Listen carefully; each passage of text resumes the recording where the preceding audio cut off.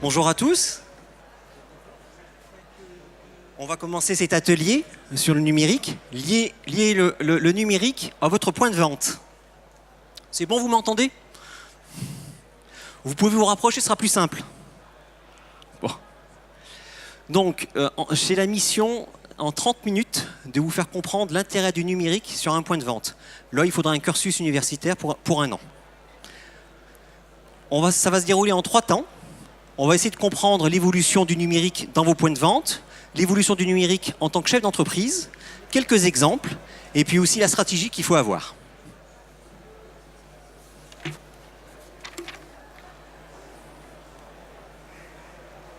L'évolution du consommation.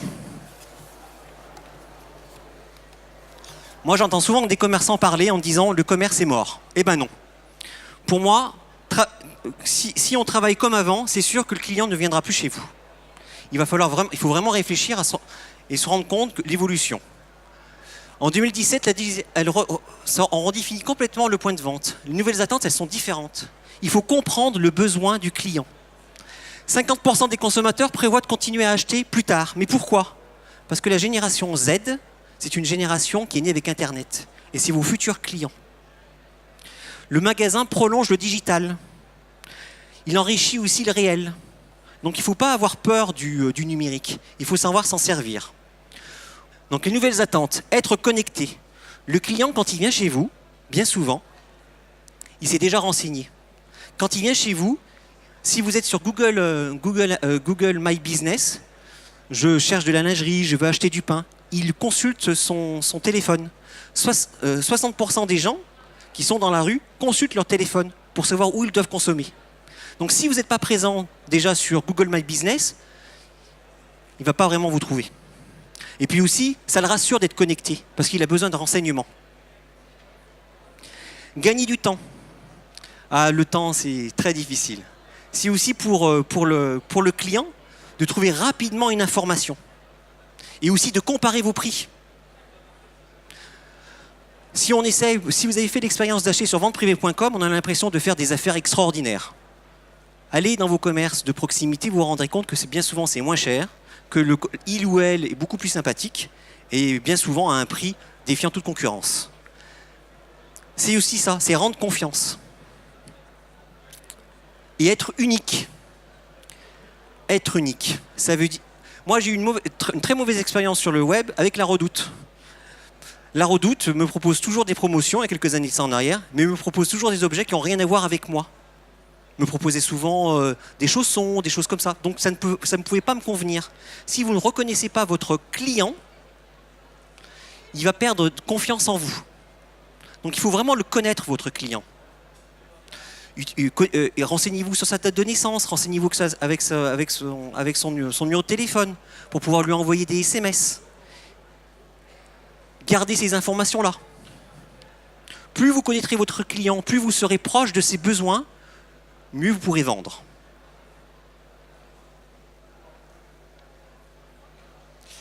Il faut savoir que 75% des Français laissent leur Wi-Fi ouvert. Dans la boutique de demain, vous avez un objet qui permet de capter les Wi-Fi et de comprendre le nombre de fois qu'une personne passe. Si par exemple, du temps de midi, votre boutique est fermée, et cet outil vous montre qu'il y a 300 personnes qui passent. Ça peut devenir intéressant d'être ouvert. Et c'est factuel. C'est pas j'ai l'impression que. C'est des choses réelles. Je vais un peu vite, mais si vous avez des questions, vous pouvez lever la main.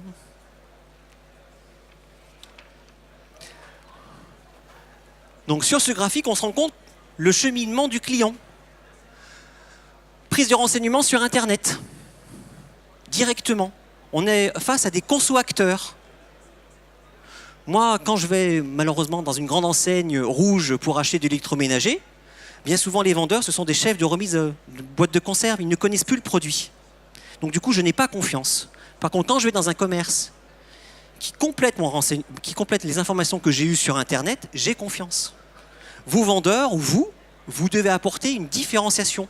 Vous devez connaître plus que Wikipédia. Plus vous connaissez votre produit, plus vous savez bien le présenter, plus vous donnerez confiance. Mais la plupart de vos clientes ou clients se sont renseignés avant pour comparer les prix, pour savoir la matière.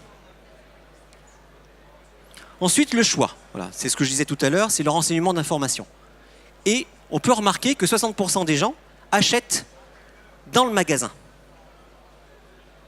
Donc Internet n'est pas votre ennemi. C'est à vous aussi de le nourrir, de donner des renseignements par rapport à vos fiches produits.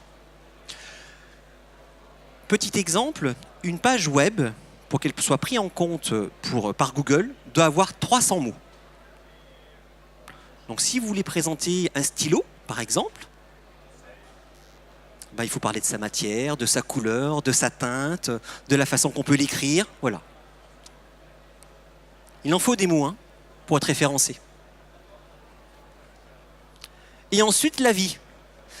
Alors bien souvent, si on s'adresse à une population de restaurateurs, ils ont toujours peur. Mais les avis, ça sert à quoi? Ça sert à consolider.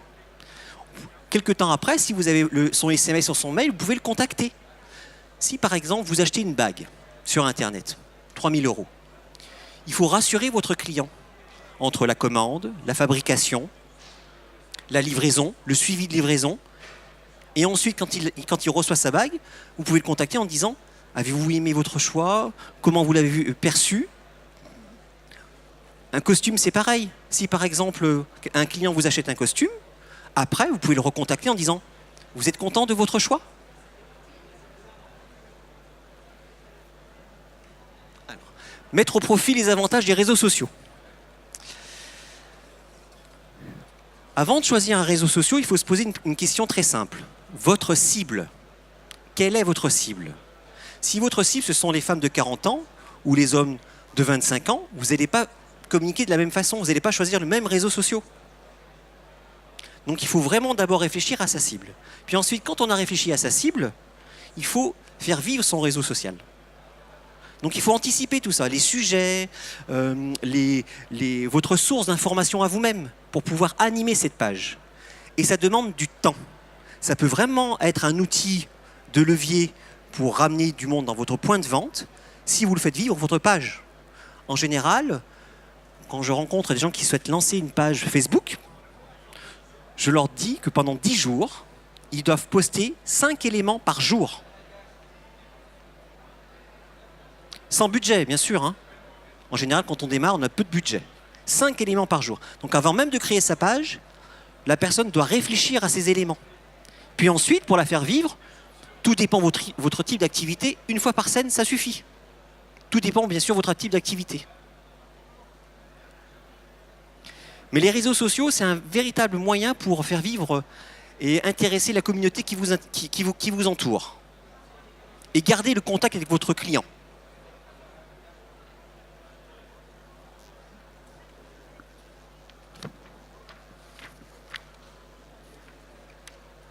Alors maintenant, on va regarder le numérique pour le chef d'entreprise. 60% de votre partie administrative maintenant se fait sur le web. Vous vous déplacez très très peu maintenant. Donc là aussi, il faut l'intégrer dans votre point de vente. Tout ce qui est déclaration bancaire ou tous vos virements bancaires, vous le faites par le web maintenant. Vous ne vous déplacez plus, vous n'envoyez pas de courrier. La gestion de votre établissement aussi. Lorsque vous envoyez les éléments à votre expert comptable, c'est par web. Les produits, vos relations avec vos fournisseurs, c'est au moins par email. D'autres, ça sera une caisse intelligente. Et finalement, le client, voilà, l'historique du point d'achat. Ça veut dire aussi que vous avez une GRC, c'est-à-dire un outil qui permet de suivre le client lambda pour savoir combien de fois il a acheté chez vous, qu'est-ce qu'il a acheté, son email, son numéro de téléphone. C'est avoir de la data. Et cette data vous permet de garder et de garder une relation avec votre client. Et c'est très important.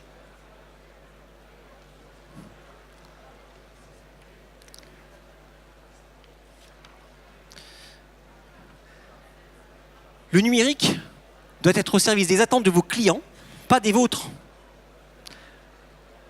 À l'attente de vos clients. Donc il faut se mettre en empathie, comprendre ce que souhaite votre clientèle. des besoins de vos vendeurs. Donc si vous êtes seul, c'est de besoins à vous. Quelquefois, je rencontre des commerçantes ou des commerçants qui n'ont même pas d'adresse mail, qui veulent se lancer sur le web.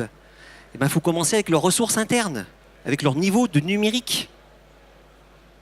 Quelqu'un qui commence à pouvoir vous dire il faut une page Facebook, un site internet, Instagram, sans écouter vos besoins, sans connaître votre cible, non, il faut d'abord prendre le temps. Et la stratégie de votre point de vente. Qu'est-ce que vous souhaitez?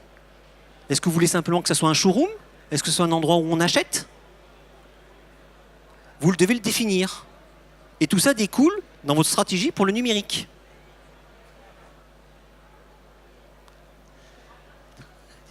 C'est intégrer et identifier le parcours d'achat. Le parcours d'achat. Donc, tout à l'heure, comme je vous disais, c'est s'informer, rechercher. Donc, c'est votre clientèle qui va commencer à se renseigner.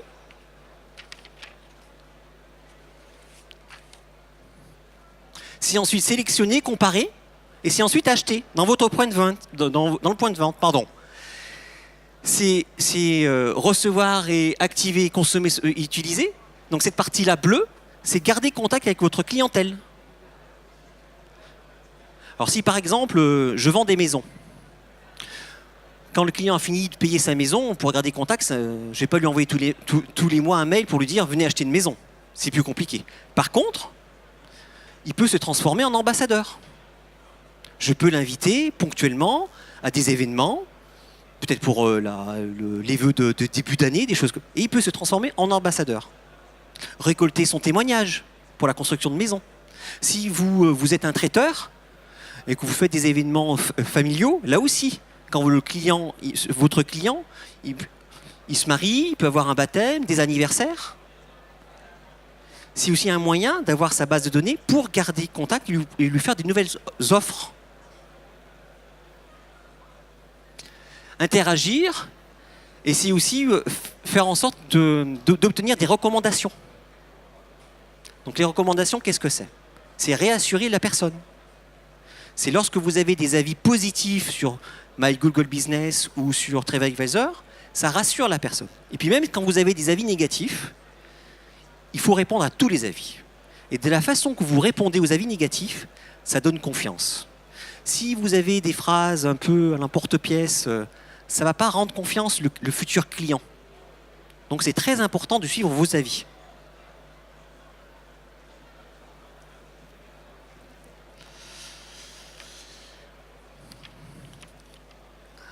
Alors, les fondamentaux. Faire venir le client dans son magasin, être visible, être identifié. Bon, déjà, le fondamental, pour n'importe quel type d'activité, c'est avoir un Google My Business. C'est gratuit.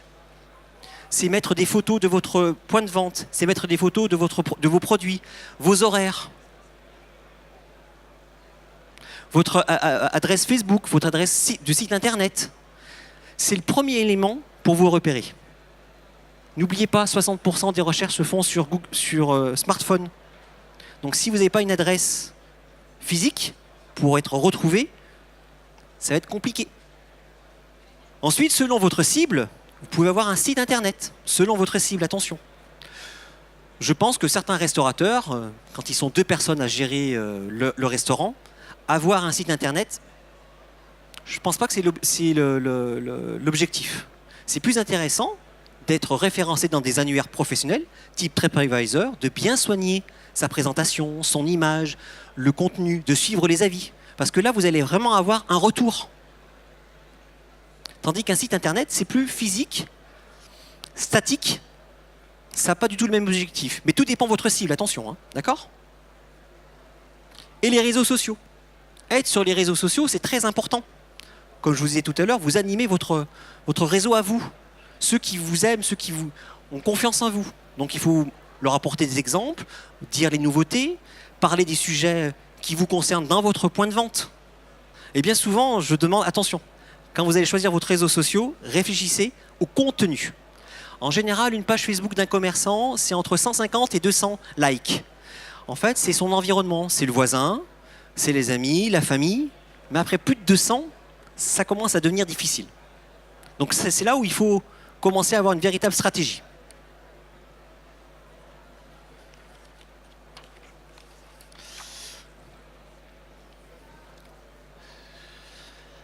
Élargir sa clientèle avec le e-commerçant. Donc là, c'est ou avoir un site marchand ou passer par une plateforme type Amazon. Mais il faut faire attention à ces choix. Par exemple, Amazon, si vous avez un produit manufacturé et qu'il marche très très bien, vous êtes dans les premières pages, ben lui, il va faire en sorte de passer devant vous. Donc attention. Vous pouvez l'utiliser pour lancer un produit, mais dans une courte durée. Et si vous fabriquez par contre le produit, là c'est plus difficile. Puis il y a des plateformes qui sont spécialisées pour les bijoux, pour l'art, voilà. Il y a d'autres plateformes qui sont spécialisées. Donc le e-commerçant. Donc si vous avez votre site, vous êtes en autonomie complète. Voilà, vous pouvez maîtriser les enjeux de votre site. Vous devez fortement travailler votre enjeu de visibilité, c'est-à-dire le SAO.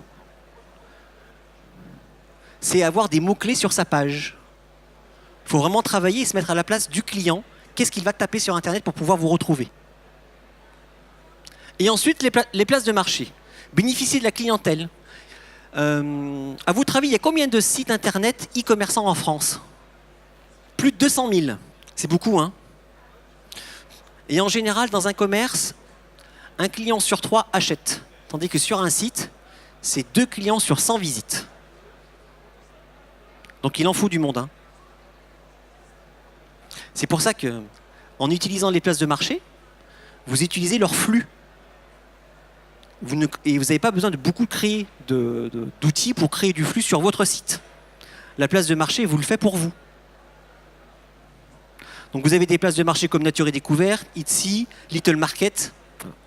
Ici, c'est une société de Grenoble, clermontoise, qui a mis des puces sur les 33 tours. Donc, on utilise une application que vous téléchargez dans le point de vente, vous passez le portable et vous avez un bout de musique. Et ce qui est super intéressant, c'est que le commerçant peut avoir un nombre important de disques 33 tours sans avoir de stock. Parce que le client, il va acheter sur le smartphone et le recevoir chez lui. Donc très très peu de stock. Et c'est la possibilité au client d'être sûr de son choix. Donc vous le rassurez.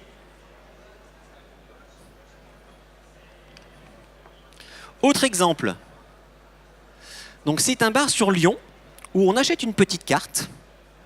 On met la somme qu'on souhaite, 5, 10, 15, 50 euros. Et il y a différents plots. Voilà. Et vous vous déplacez pour vous servir. Vous mettez la carte et vous vous servez. Donc là, les serveurs ne sont là que pour vous donner la carte. Après, vous pouvez la conserver pour revenir. Donc ça fidélise. Et ils ne sont là que pour desservir et servir les verres. C'est tout. Le client est complètement autonome. Et aussi, ils vendent ça comme quelque chose pour créer du lien. Vous allez sur une autre table pour avoir une bière brune de telle marque. C'est très sympa à faire.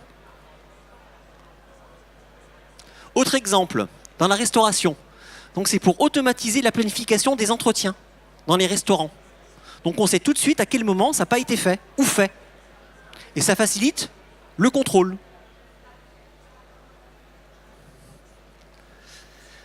Donc là, on a cet exemple dans la boutique de demain. Chaque vêtement ou bijou, dans ce cas-là, a une puce RFID. Donc on peut faire le stock une fois par jour ou une fois par semaine. On branche l'appareil, on passe dans le magasin et automatiquement, on a l'inventaire de son stock. Donc terminer le fait de passer une journée entière ou de fermer le magasin.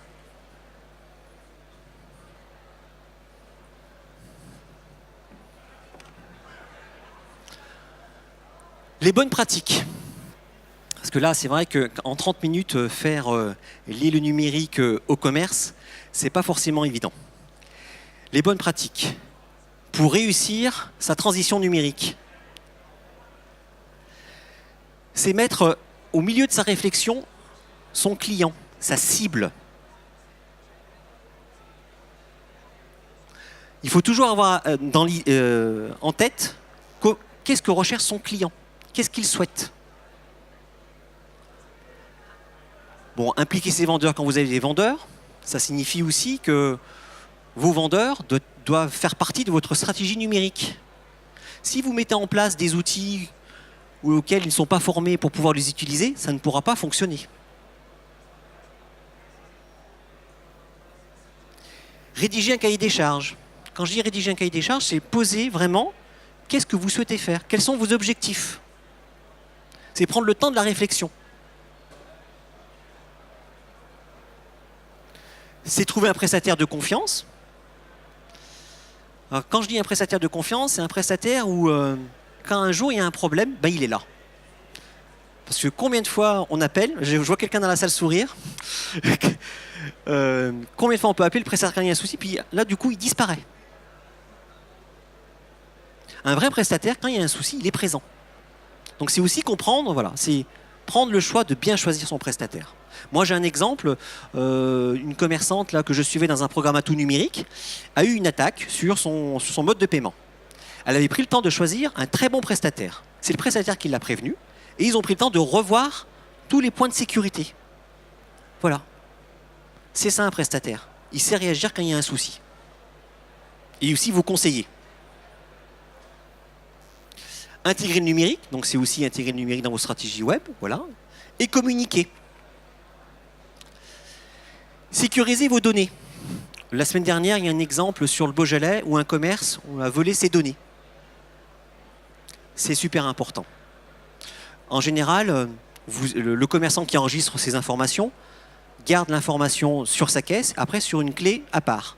Là, ce qu'on peut proposer, c'est peut-être d'avoir un cloud à la maison. Comme ça, si vous faites voler la caisse,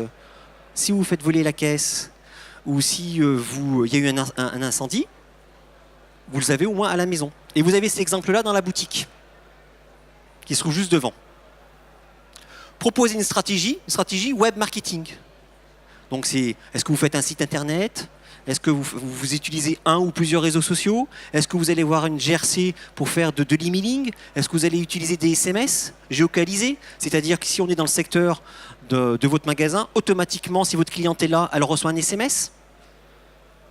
Après, bien sûr, c'est des questions de coût.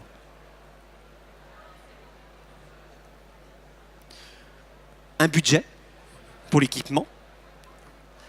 Prévoir des évolutions. Donc quand je dis des évolutions, je rencontre quelquefois des commerçants qui souhaitent avoir un site internet, mais qui ne sont pas prêts pour faire le e-commerçant. Donc il est prévu que ce site peut évoluer. Voilà, c'est ça, c'est réfléchir aussi ce qu'on peut faire maintenant et comment l'entreprise va évoluer. Et ça se prévoit toujours dans le cahier des charges. Donc comment la CCI peut vous aider? On fait des rendez-vous web marketing, on fait des ateliers numériques aussi, et un programme à tout numérique qui peut vous accompagner. C'est gratuit, mais il faut rentrer dans certaines conditions. Donc c'est des rendez-vous individuels et collectifs.